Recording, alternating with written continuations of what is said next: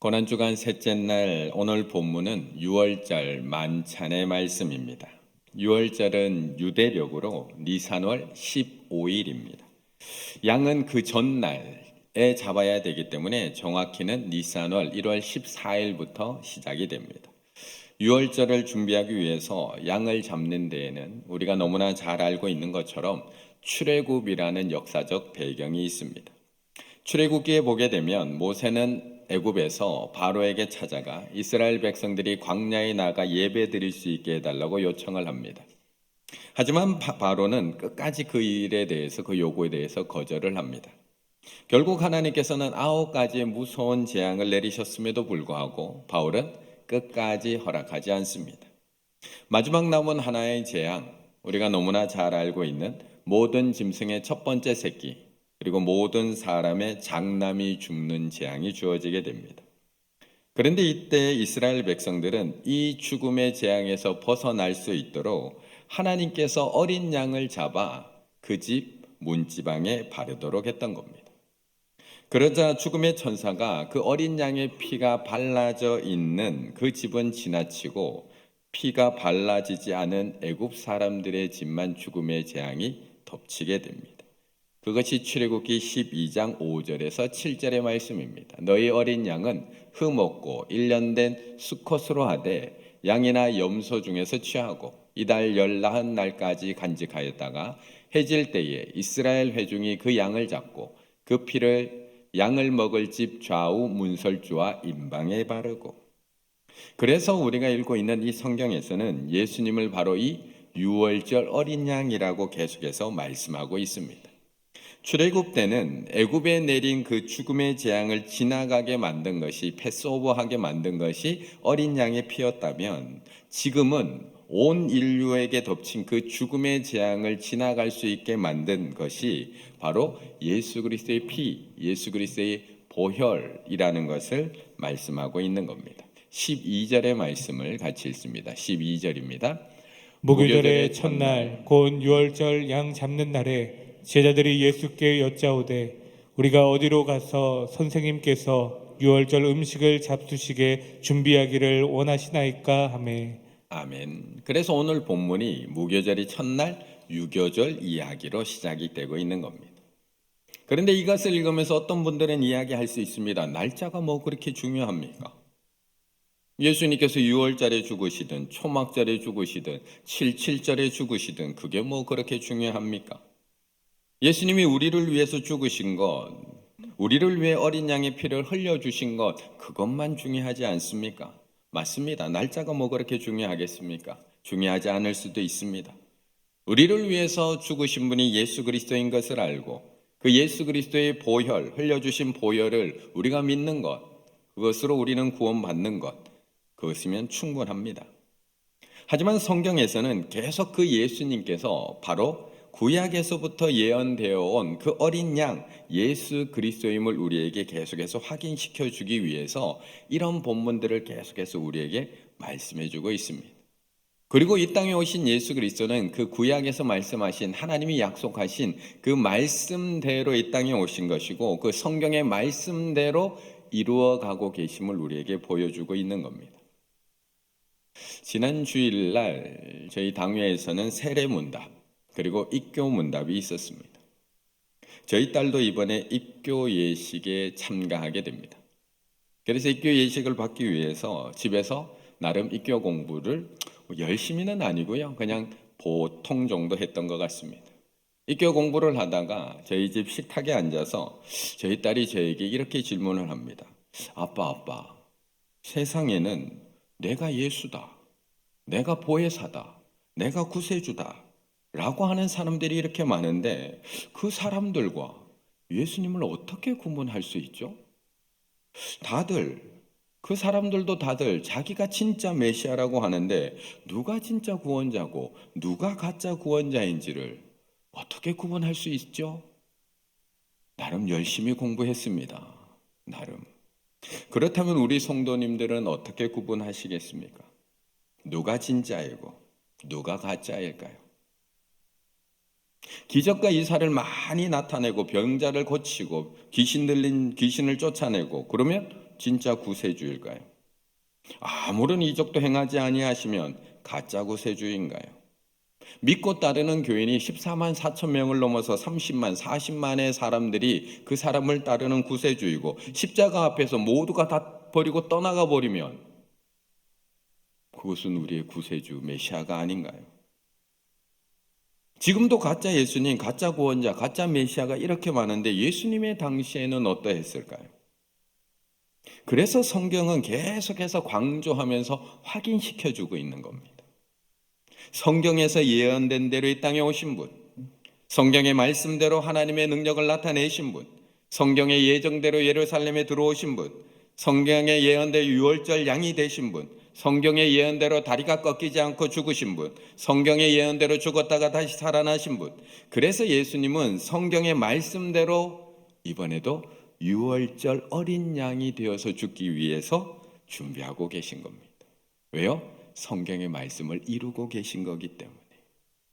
그래서 예수님은 다른 사람들은 뭔가를 보여줘서 자신이 메시아라는 걸 보여주려고 하지만 예수님은 하나님이 약속하신 그 사람, 성경에서 예언되어 있던 그 사람이 바로 예수님이야. 이걸 계속해서 우리에게 보여주고 있는 겁니다. 사실 종교 지도자들은 예수님이 유월절에 죽는 걸 원하지 않았습니다. 오늘 본문이 나오고 있는 어제 우리가 함께 나눈 말씀 14장 1절과 2절을 보시게 되면 이틀 지나면 유교절과 무교절이라 대제사장들과 서기관들이 예수를 흉계로 잡아 죽일 방도를 구하며 이르되 밀란이 날까 하노니 명절에는 어떻게 하자고요? 하지 말자 하더라. 원래 종교 지도자들은 유월절에 안 하려고 했던 겁니다. 우리 유월절에는 하지 말자.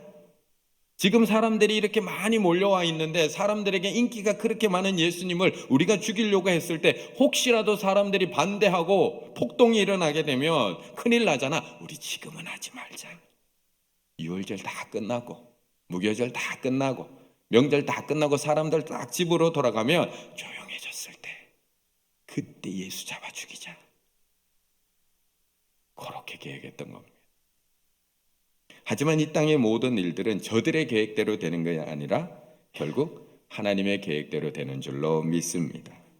성경의 예언대로 이루어져 가는 겁니다. 그래서 하나님께서는 이 모든 일들을 갑자기 몰아가기 시작을 하는 겁니다. 사람들 다 돌아가고 천천히 예수를 처리하려고 했던 저들의 계획들을 다 무너뜨리고 성경의 말씀대로 이루어져야 되기 때문에 유월절 어린 양이 되어야 되기 때문에 예수님을 그 유월절에 맞춰서 하나님은 이루어가고 계시는 겁니다. 그래서 오늘 제자들이 분주합니다. 마지막 유월절 식사를 준비하기 위해서 이것저것 갑자기 준비할 게 많습니다. 유월절 만찬을 하기 위해서 방을 따로 준비해야 되고 양을 잡아야 하고 누룩 없는 빵과 식탁 만찬에 필요한 모든 물품들을 준비해야 했던 겁니다. 그래서 예수님은 제자 둘을 시켜서 유월절 만찬 준비를 시킵니다. 그리고 난 후 나머지 제자를 다 데리고 그 식사의 자리로 모입니다. 17절 저물매 그 12를 데리고 가서 예수님은 자신이 어린 양으로 죽게 될 이 유월절 식탁에 자신의 12 모든 제자를 다 데리고 가십니다. 그런데 그들 가운데는 자신을 팔려고 준비하고 있는 가룟 유다도 있습니다. 예수님은 그럼에도 불구하고 단 한 명도 빼놓지 않고 그 12 모두를 다 이 유월절 식탁에 초대를 하십니다. 18절의 말씀 같이 읽습니다. 18절입니다.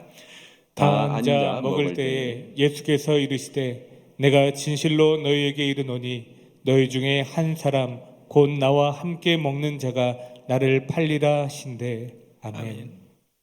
그런데 예수님은 제자들과 함께 이 유월절 만찬 자리에서 제자들에게 이해할 수 없는 말씀을 하십니다. 바로 지금 나와 함께 식사하고 있는 너희들 가운데 제자들 가운데 한 사람이 나를 팔 것이라고 말씀합니다. 아니 예수님을 잡아 죽이려고 흉계를 꾸미고 있는 대제사장과 서기관들이면 모를까 우리 안에 누군가 예수님을 판답니다. 우리 충일교회 가운데 누군가 예수님을 판답니다. 도저히 믿을 수가 없습니다. 도저히 믿을 수가 없습니다. 믿을 수 있으신가요? 그런데 지금 예수님은 그들과 마주 앉아서 유월절 식사를 하고 계십니다. 그 과거 출애굽 때를 기억하며 누룩을 넣지 않은 무교병 쓴나물 포도주를 마시면서 그때 그 구원의 기쁨과 은혜를 제자들과 나누고 있습니다. 우리 같았으면 그 사람과 한 방에 앉아 있는 것 자체만으로도 마음이 쉽지가 않습니다. 그 사람과 마주 앉아 있는 것 자체만으로도 화를 주체할 수 없을 텐데, 오늘 예수님은 그 제자와 함께 같은 그릇에 손을 넣어서 같이 음식을 먹고 계십니다. 20절, 그들에게 이르시되 열둘 중에 하나 곧 나와 함께 그릇에 손을 넣는 자니라. 그릇에, 트리빌리온, 접시, 쟁반, 그릇, 스프 접시에 같이 지금 손을 놓고 있는 사람이라는 겁니다. 당시 유대인의 식사 습관은 이 유월절 만찬에는 중간에 접시가 있었는데, 이 접시에는 과일잼이나 소금물 같은 것이 담겨 있고 각자의 빵을 떼어서 거기다가 찍어 먹는 형식으로 음식을 나누었습니다. 결국 우리나라가 찌개를 중간에 두고 같이 떠먹으면서 한 가족이라는 것을 느끼는 것처럼, 이들은 중간에 있는 접시에다가 과일의 잼이나 소금물을 넣고 같이 빵을 찍어 먹으면서 우리가 다 함께 그때 함께 구원받았던 그 믿음의 공동체였다는 것을 함께 기억하는 시간이었습니다. 그런데 그 자리에 예수님을 팔 자가 있다는 겁니다. 그것도 12명의 제자 중 하나가 예수님을 판다는 겁니다. 그렇다면 예수님은 왜 그 제자를 굳이 이 자리에 데리고 들어온 걸까요?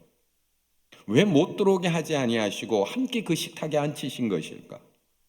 왜 예수님께서는 그 자신을 팔 그 제자에게 자신의 살과 피를 나누는 이 거룩한 식탁 교제에 그 사람을 참여시킨 걸까요? 그런데 우리가 가만히 한번 생각을 해보면, 애굽에서 있었던 하나님의 놀라운 구원의 역사, 유월절 날 모든 장남이 죽게 되는 그 죽음의 재앙에서 하나님께서 이스라엘 백성만 구원하셨을까요? 이스라엘 백성만 구원하셨을까요? 혈통으로는 유대인이고 지금까지 신앙생활 잘했고 그 힘든 노예 생활 가운데도 하나님을 잘 섬긴 사람들만 어린 양의 피로 구원해 주셨을까요? 아니면 그 누구라도 어린 양의 피가 발라져 있는 그 집에 들어가 있기만 하면 구원을 받았을까요? 유대인만 하나님이 따로 떼어서 구원해 주셨을까요? 아니면 어린 양의 피를 발라놓은 그 집에 누구라도 들어가 있기만 하면 구원을 얻었을까요? 출애굽기 12장에 보면 이렇게 이야기합니다. 그 일이 있은 이후에 이스라엘 자손이 람셋을 떠나서 숫곳에 이르니 유아 외에 보행하는 장정이 60만 가량이요. 그래서 한 200만의 이스라엘 백성들이 구원받았다라고 우리는 이야기합니다. 하지만 그 뒤 수많은 잡족과 양과 소와 심이 많은 가축이 그들과 함께 하였으며, 유월절을 영어로 패스오버라고 합니다. 이스라엘 백성들이 의인이기 때문에 살려주신 것일까요? 유대인이라서 살려주신 걸까요? 아니라는 겁니다. 출애굽기 12장 38절 수많은 잡족과 증언하고 있습니다. 출애굽이 시작될 때 이스라엘 백성뿐만 아니라 중다한 족속들, 수많은 족속들이 그들 가운데 섞여 있었다는 것입니다. 출애굽 전날 여러 족속들이 이스라엘 백성과 함께 집집마다 그 피를 발랐던 집집마다 있었던 겁니다. 하나님께서 이에 개의치 않고 잡족이네 나가가 아니라 개의치 않고 그 피를 보시고 패스오버 하신 겁니다. 그 집안에 있던 모든 사람, 어린 양의 피에 묻어 있는 그 집안에 있던 모든 사람들은 모두 다 살 수 있었습니다. 이처럼 하나님의 구원에는 제한이 없습니다. 하나님은 혈통으로만 유대인들을 구해내신 것이 아닙니다. 하나님은 이스라엘 백성들만 유월절 이 구원의 은혜에 참여시킨 게 아닙니다. 하나님은 그 누구라도, 그 어떤 죄인이라도, 그 어떤 민족이라도, 그 어떤 잡족이라도 어린 양의 피 안에 들어오기만 하면, 그 은혜를 믿고 들어오기만 하면 대속의 은혜로 그 사람을 구원해 주셨다는 겁니다. 그렇다면 오늘 예수님의 식탁에는 제한이 있을까요? 오늘 예수님의 식탁에는 제한이 있을까요? 유월절 어린 양으로 오신 예수님이 준비한 이 유월절 만찬 나눔의 이 유월절 나눔의 자리에 예수님이 제한을 두셨을까요?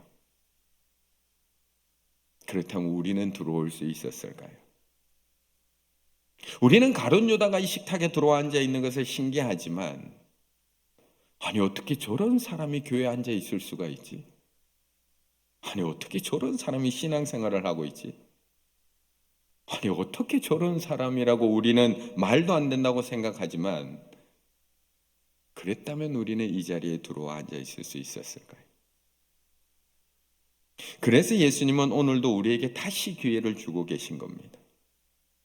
자신을 팔아 죽게 만든 가룟 유다에게도 다시 그 보혈의 능력 안으로, 보혈의 은혜 안으로 머물 수 있는 그 기회를 오늘도 주고 계신 겁니다. 19절의 말씀 같이 읽습니다. 19절입니다. 그들이 근심하며 하나씩 하나씩 나는 아니지요 하고 말하기 시작하니. 아멘. 이렇게 은혜로운 유월절 식탁에서 임을 여신 예수님의 말씀은 제자들에게 너무 큰 충격이었습니다. 아니 어떻게 제자가 스승을 판단 말인가? 아니 어떻게 3년이나 함께 있고 동고동락했으며 함께 복음을 전하며 살아갔던 그 예수님을 도대체 누가 판단 말인가? 아니 어떻게 지금까지 우리를 사랑해주고 가르쳐주신 예수님을 도대체 누가 왜? 도저히 이해할 수가 없고 받아들일 수도 없습니다. 그래서 너무나 놀란 제자들이, 그 얘기를 듣고 너무나 놀란 제자들이 즉각적으로 반응을 보입니다. 즉각적으로. 19절, 그들이 근심하여 하나씩 하나씩 나는 아니죠, 나는 아니죠 라고 말하기 시작합니다. 예수님을 팔아넘기기로 작정한 가룟 유다 말고 나머지 11명의 제자들에게 있어서는 너무나 당연한 반응입니다. 예수님의 말씀이, 이 말씀이 가룟 유다에게는 큰 찔림이 되었겠지만 나머지 제자들에게는 너무나 당혹스러운 말씀이었기 때문에 나는 아니지요 라고 대답할 수밖에 없습니다. 그런데 오늘 본문을 조금만 조용히 한번 천천히 한번 읽어 내려가 보면 오늘 본문이 얼마나 슬픈 본문인지를 알 수가 있습니다. 오늘 본문 다시 한번 천천히 읽어보시면 제자들의 입장이 아니라 예수님의 입장에서 보면 너무나 안타까운 본문입니다. 예수님은 제자들에게 이렇게 말씀합니다. 다 앉아 먹을 때 예수께서 이르시되 내가 진실로 진실로 너희에게 이르노니 너희 중에 한 사람이 곧 나와 함께 먹는 자가 나를 팔리라 하신대. 예수님은 이렇게 얘기하셨습니다. 제자들에게. 제가 조금 더 실감나게 표현해 드리겠습니다. 제가 3년 동안 동고동락했던 우리 부교역자들과 함께 다 불러서 같이 앉았습니다. 그리고 제가 우리 부교역자들에게 이렇게 얘기합니다. 내가 이제 팔려갈 거란다. 내가 너희 중에 한 사람한테 팔려가서 죽게 될 거란다. 제가 너무나 고통스러운 표정으로 이렇게 이야기합니다. 그런데 우리 부교역자들이 자 웃고 있네요. 지금 제가 팔려갈 거라고 이야기하니까. 네. 분위기가 좋지는 않지만 제가 안타까운 마음에 제가 팔려갈 거라고 이렇게 얘기하면 우리 부목사님들은 뭐라고 대답을 하는 게 정상적일까요? 저는 아니지요, 목사님. 혹시 저는 아니지요. 너무 이상하지 않나요? 너무 이상하지 않은가요? 내가 팔려갈 거야. 내가 이제 팔려가서 죽게 될 거야. 어떡해요, 목사님? 안 돼요, 목사님. 너무 걱정하지 마세요. 그런 일은 없을 거예요. 저희가 끝까지 목사님 지켜. 이게 정상적인 반응 아닌가요? 그런데 오늘 제자들은 3년과 함께 있던 예수님이 팔려간다고 말씀하시는데 그들에게는 예수님이 팔려가는 그 사실보다 내가 아는 게 더 중요합니다. 자기가 아니라는 겁니다. 자기의 무지함을 이야기하는 것이 더 중요한 겁니다. 나는 아니죠. 혹시 나는 아니겠죠. 예수님이 팔려가는 이 상황 가운데 그 파는 자가 내가 아니라는 것, 그게 더 중요하다는 겁니다. 그런데 참 안타까운 것은 우리는 지금 똑같이 대답하고 있다는 겁니다. 우리는 지금 똑같이 대답하고 있다는 겁니다. 우리는 저 십자가를 보며 우리는 이 새벽에도 똑같이 대답하고 있습니다. 나는 아니죠. 나는 아니죠. 가룟 유다에게 팔려나가는 예수님을 보며 똑같이 대답합니다. 나는 아니죠. 대제사장과 서기관들이 파송한 무리들에게 끌려가는 예수님을 보며 우리는 똑같이 대답합니다. 나는 아니죠. 그렇다면 예수님을 누가 죽였나요? 예수님을 누가 죽였다고 생각하시며 지금 이 고난주간 특세에 참여하고 계시나요? 예수님을 누가 팔았고 누가 끌고 갔고 누가 예수님을 십자가에 못 박았다고 생각하며 지금 이 자리에 와서 안타까운 마음을 가지고 기도하고 계신가요? 어쩌면 우리도 제자들과 똑같이 대답하고 있는 겁니다. 나는 아니죠. 나는 아니죠. 예수님을 죽인 건 내가 아니라 로마 군인들이죠. 예수님을 죽인 건 저 탐욕 많은 종교 지도자들이죠. 예수님을 죽인 건 저 무지한 유대인들이죠. 나는 아니죠. 똑같이 대답하고 있다는 겁니다. 그런데 예수님이 정말 그 사람이 누군지 몰라서 제자들에게 너희 중에 한 사람이 나를 팔리라고 말씀하신 걸까요? 정말 예수님이 가룟 유다가 자기를 팔지 몰라서 제자들 전부 앉혀놓고 너희 중에 한 사람이 나를 팔리라고 말씀하신 걸까요? 오늘 주님은 제자들에게 다시 돌아올 수 있는 기회를 주고 계시는 겁니다. 오늘 예수님께서는 가룟 유다에게 그리고 우리들에게 다시 돌아설 수 있는 기회를 주고 계시는 겁니다. 그곳으로 피하기만 하면 어린 양의 피에 참여할 수 있는 기회, 십자가의 은혜에 참여할 수 있는 기회, 내가 죄인인 것만 인정하면 그 자리로 돌아올 수 있는 기회를 가룟 유다에게 또 우리에게 또 주고 계시는 겁니다.